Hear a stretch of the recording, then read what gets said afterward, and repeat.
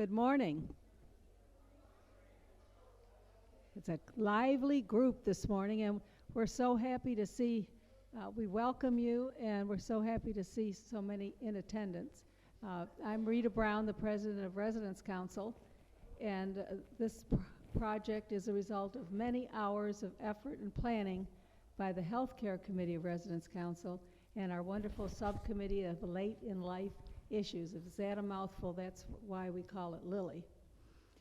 And we are very grateful for the support of administration in this project. As you'll learn, sometimes it's not just what we don't know, it's what we don't know that's a problem. The chair of the Healthcare Committee is Dr. Ken Falter. He has a research scientist with a lot of background in medicine, pharmaceutical statistics, which is a terrible subject for me, and the CDC. And we're very fortunate to have someone with his credentials leading this project. And now Dr. Falter will explain what Lily is all about.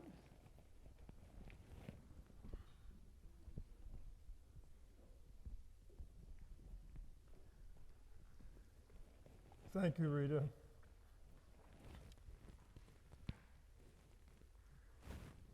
Okay.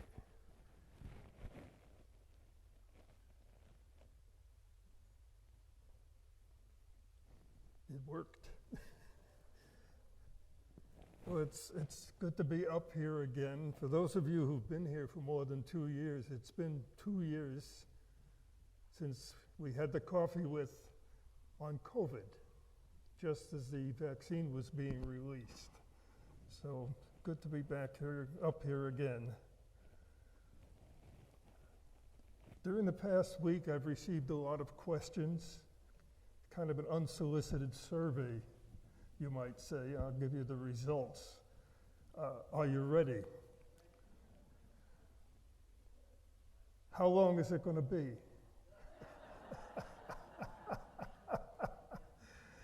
What's it about? Well, you'll have the answers to all those questions by the end of the session. You have some control over how long it will be. There will be questions at the end. So I'm responsible for the first part, you're responsible for the end. This project, Project Lily, has come up from the residents, through the council to management support, and then back down through the council to the committees to implement. The Healthcare Committee chose to attack this problem, and Mary Ellen Humphreys, one of our committee members, is the program leader. Okay, we're going to talk about 4 things: the history of the project, what we've been doing for at least half of this year, what the next steps will be, and then what the steps will be after that. This project came up from you, the residents. This is not anything that management is imposing on you. This is responding to questions from you all.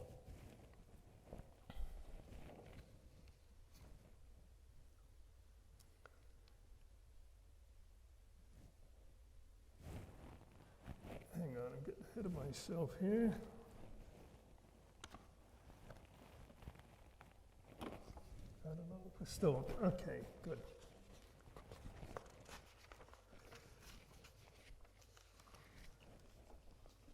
First off, we had some queries from the residents, comments that were submitted that had to do with these late in life issues.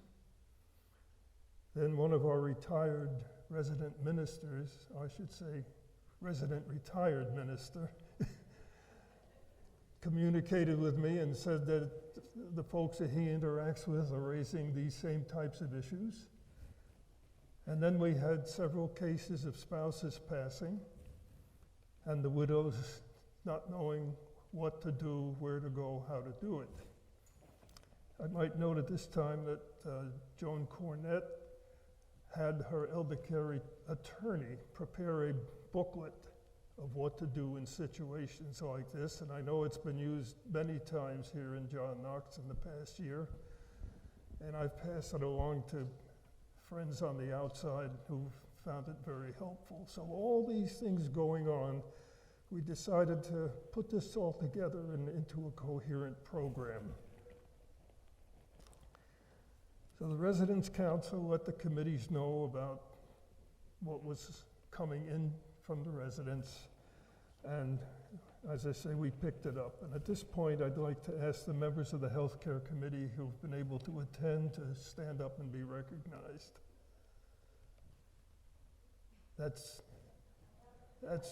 you and you and you. Thank you, Joan. So when this came about, I asked Mary Ellen to join the committee to spearhead the effort, and she did. And we've been working on this plan.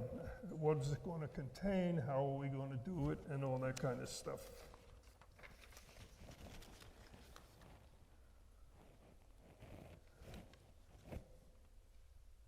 We did that. Oh, I hit the wrong arrow. Sorry. There we go. You'd think I never did this before. Okay, as part of the effort, we decided to form an advisory committee of residents who had experience in various background areas: finance, legal, ministry, nursing, and social work. We have 6 people on the committee, and I'd like to ask them to stand up and be recognized.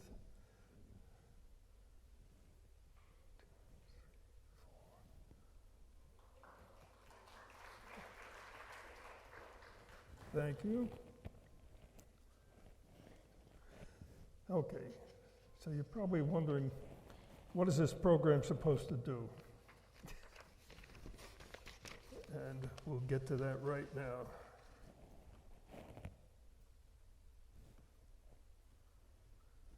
It's a 2-part program. The first part is to provide you with education on these various issues. As Rita said, some of the things that you didn't even know you didn't know, and kind of lay it out for you where you need to be or get yourself to be in terms of 6 different areas, which we'll get to in a minute. But we know about the story about leading a horse to water. We don't expect that a presentation is going to get you drinking. We all know a lot of what we should be doing in this area, and we don't seem to get to it.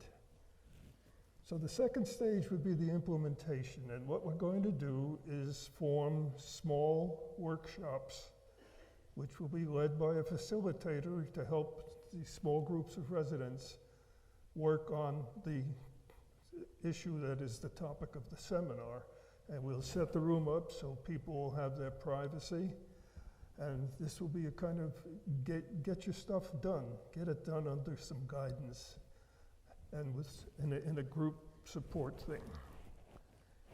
Okay, what's the caution? There's a few things the program is not going to do. We are not going to deal with specific health issues. We have a medical staff here that does that, so there'll be no organ concerts.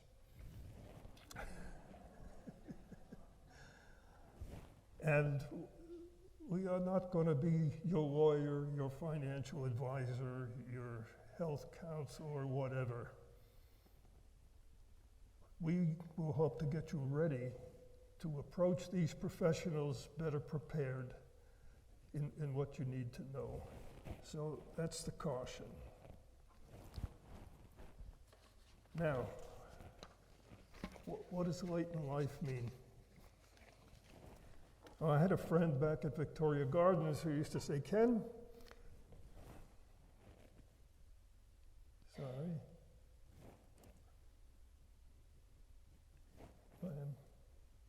hang on. who used to say, Ken, we're in the fourth quarter of life, and we're praying for an overtime. So I thought we would, I'll get there. Nope.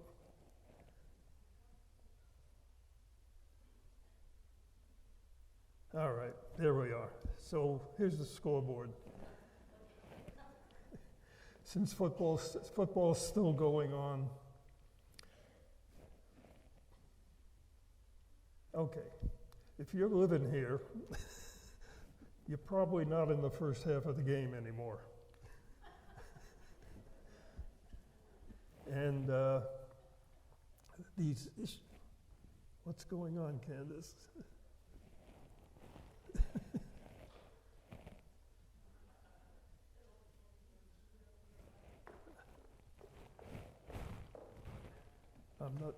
Was this supposed to be plugged in somewhere? Is that doing anything? Oh ho.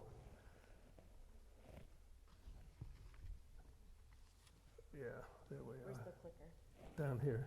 Okay, leave that there, just use that. That's what I've been using these. We'll get there. Thanks, okay. Thank you. Okay, we got you all confused now?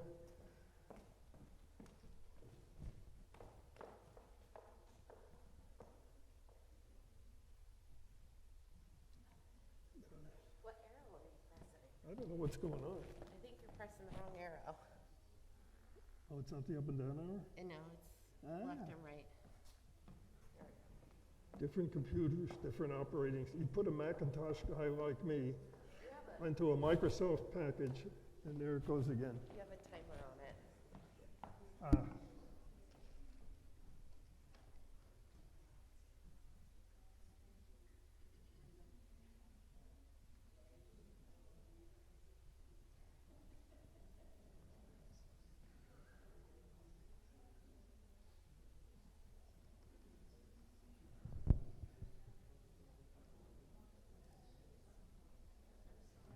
So when I get long-winded, it decides I've said enough and goes to the next slide.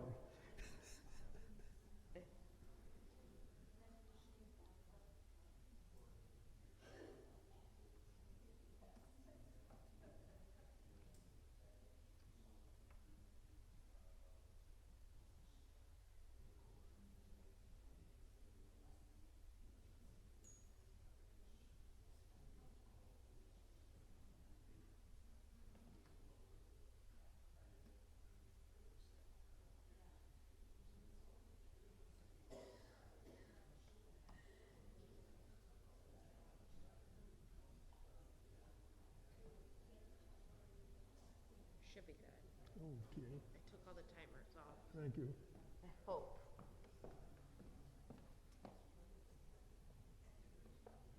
Okay, so we're in the last half of the game.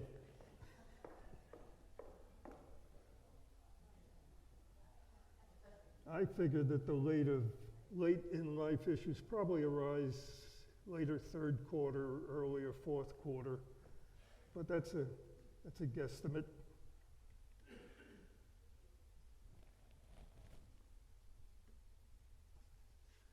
Okay, so we've defined 6 areas that kind of encompass most of the late in life issues that we could think of. And we want to start the program off with the 2 that are most wanted by you. How are we going to find that out? Well, I hate to use the word, but we're going to do a survey. But it's only 6 questions. And it's on 1 page. So it should be easy. So that's how we're going to figure out where to start.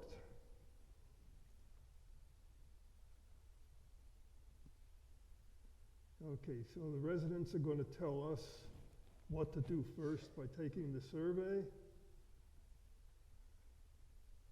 Now the survey will be available on paper and online.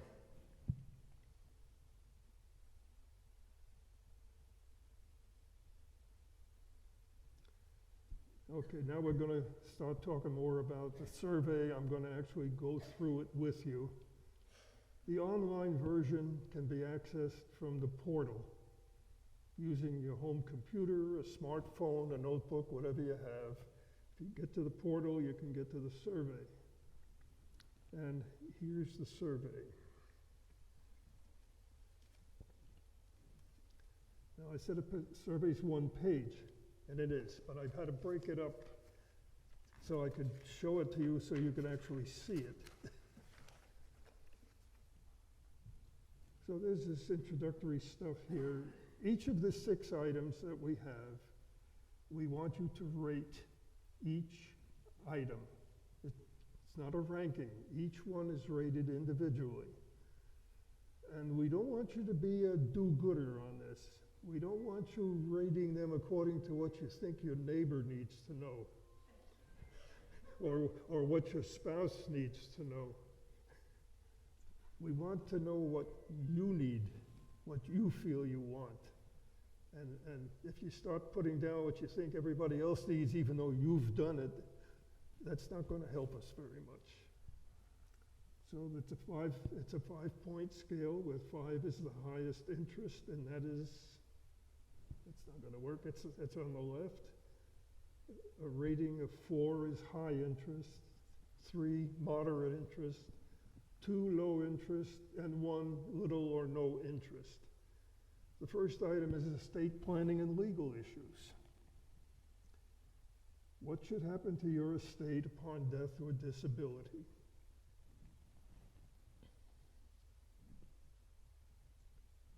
The second question has to do with finance and taxes, continuing life issues like budget, tax planning, consulting a trusted, competent financial advisor. Continuing on that page, the third topic is paper organization. I know that may be a very small workshop since everybody's got all their paperwork together and organized. But your medical information, your legal information, vital documents and support resources and all that, I'll bet they're if they exist, I'll bet they're scattered all over your cottage or your apartment. I know mine are somewhat scattered. Florence would describe it a little differently than that, but that's an important one as well. The life story for survivors. This is not an obituary, even though that's a good thing to prepare if you want people to say about you what you want, what you like. But this is to leave something for your family about your life. Could be memoirs and what have you. And we've been working on ours, Florence and I. It's very interesting, the insights you develop as you put your story down, and the realization and everything. And that will be one of the topics. The next one is a spirituality, death and dying, dealing with death and dying concerns. That's the end of the 4th quarter or overtime. And there's a last one, and if you're counting, that's number 7, and I said it was only 6. If you have other areas you think we need to be covering that are not on here, write them in. And we will gather that information from all the write-ins and see what comes up. And if you do a write-in, we would really appreciate if you put your name there. That doesn't mean we're going to make you do it. We want your name there in case we need some clarification or to get more understanding of what you're after. So that's the paper copy. Let's see if I left anything out.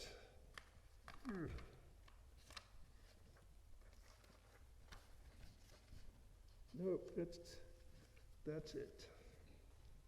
Okay. There'll be collection boxes and places where you can pick up the paper copy. And they will be available to pick up on the way out of the room. But I would really like those of you that use the portal to please use the portal version.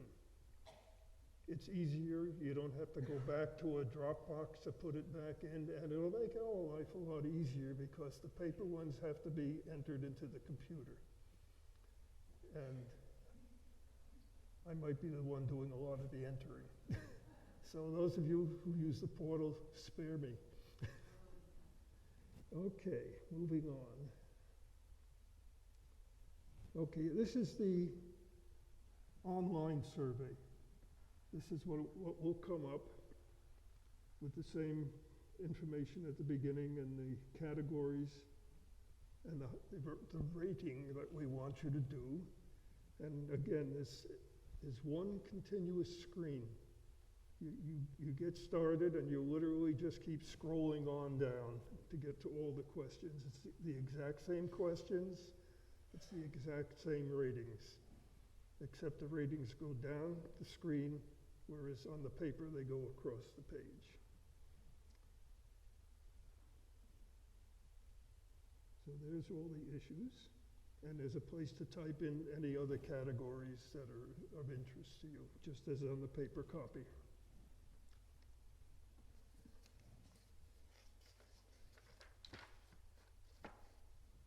Okay, logistics, as I said, when you exit the auditorium, whichever way you go, you can pick up a paper copy.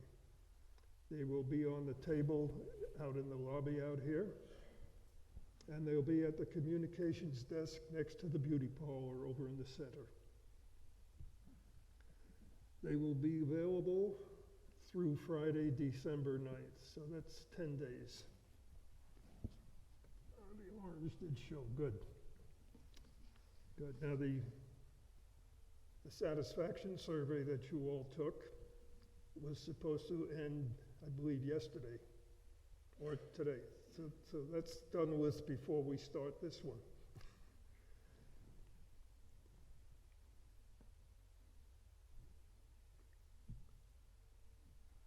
For the online, when you get back to your cottages or apartments,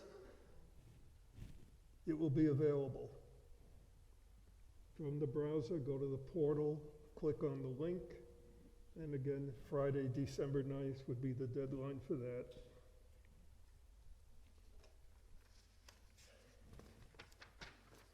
Okay, and then where are we going after that? Well, we will then get to work on the top two issues. We will secure speakers and set up that, and then we will work on putting together the workshops to facilitate it. The hope is that once we finish the top two, we'll get to go to the next two.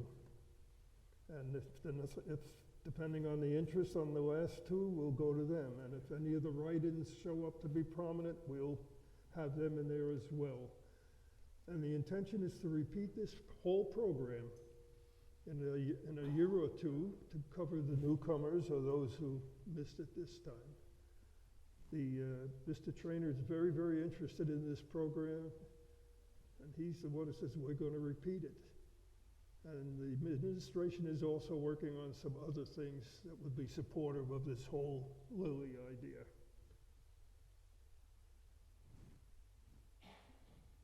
Thank you for your attention and patience.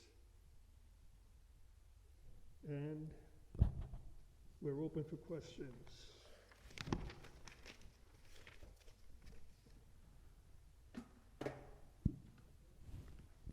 Do we have, Candace, do you want to run around with a mic?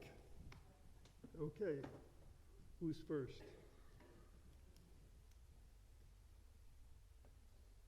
No questions? Great.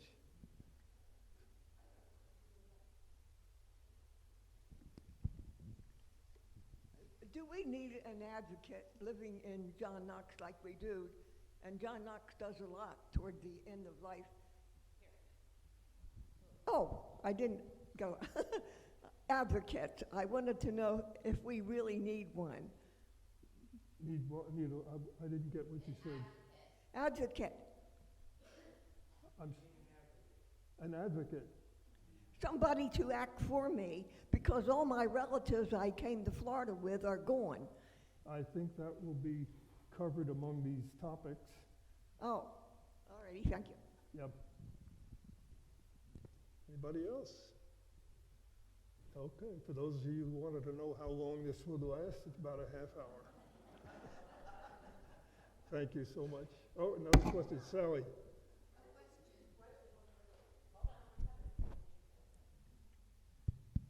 Right here. Ken, I don't think you okay. Ken, I don't think you understand the importance of Mary's question. When she talks about an advocate, she is alone. All she has is her best friend.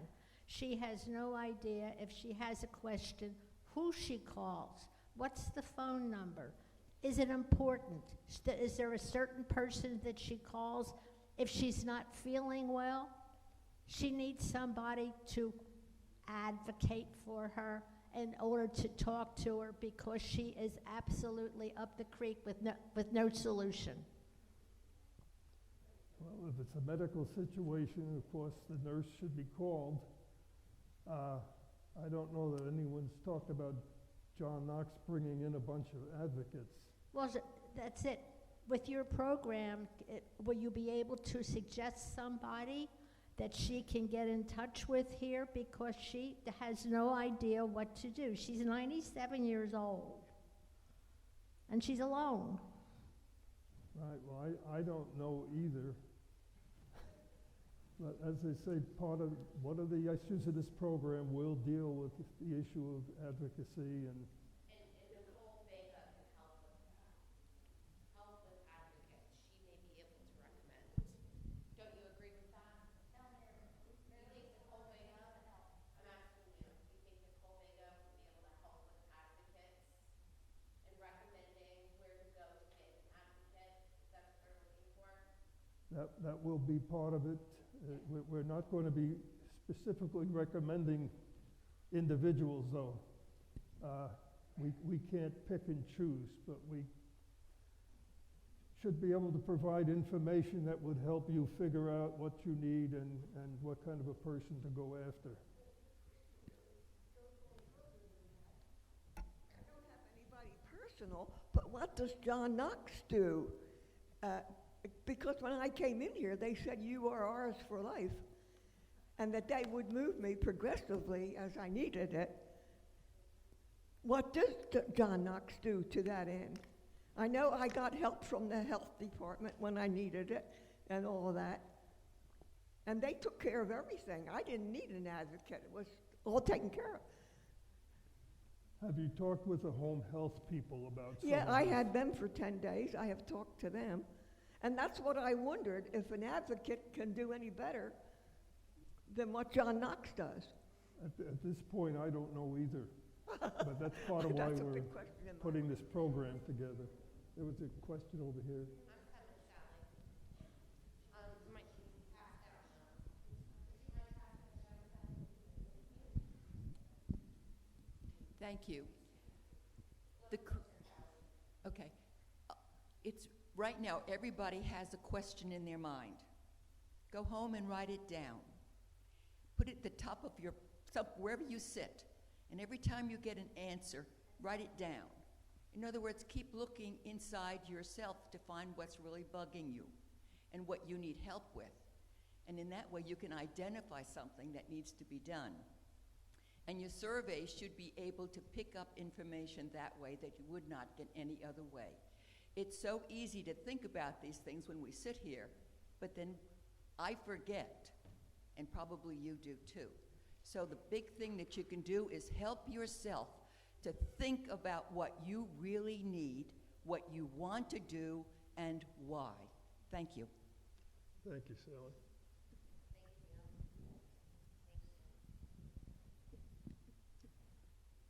Okay, well, thank you very much. Go out and take your surveys.